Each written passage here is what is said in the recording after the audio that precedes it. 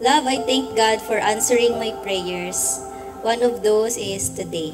Thank you for loving me, understand me, even support me sa lahat-lahat for over 9 years, and this will last for a lifetime. Poolside, mid-July, I'm coming up for it. Thin line, black ink dry, I'm sinking in again. Yeah, it's been a year, still haven't healed.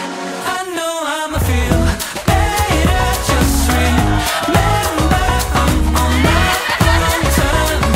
I know you're gonna feel better, just remember we're on our own time. Right now I'm off the deep end.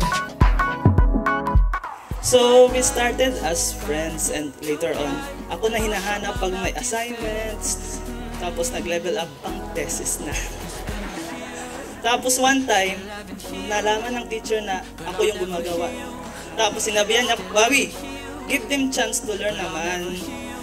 Di ba, ma'am? I know I'ma feel better, just remember I'm on my own time.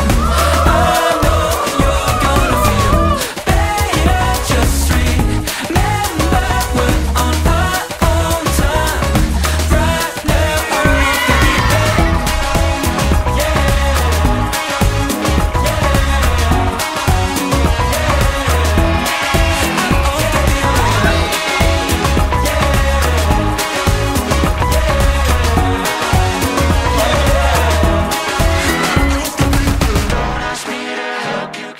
Noon, tinutulungan mo lang ako sa thesis namin.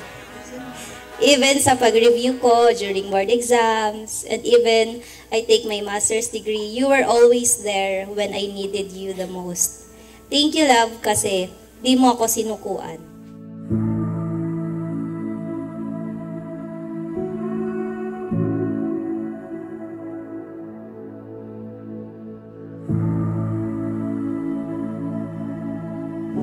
Thank you for decorating my life by painting your love all over my heart. Also, I want to thank Jesus for the struggles that turns into blessings, pains, love, sacrifices that turns into hope. Whatever happens in our journey as husband and wife, I will always be proud that we choose Jesus to be foundation of our relationship. Leave all the rest behind. We carry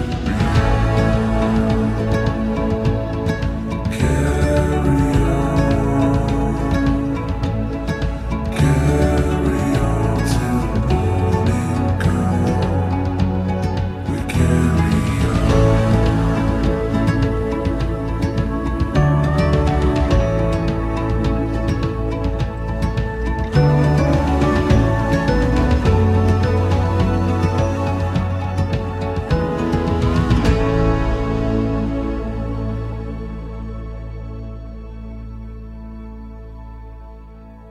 The solid foundation of marriage is based on the one who created it. Marriage has a purpose, and that is to honor Him and to make your marriage from Him and for Him. While we in Lisel, this marriage is God ordained.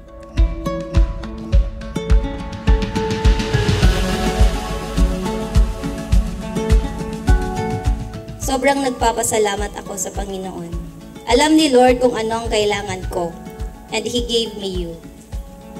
At simula sa araw na to, ako naman ang magbibigay ng 100% support sa iyo at para sa future na bubuuin natin.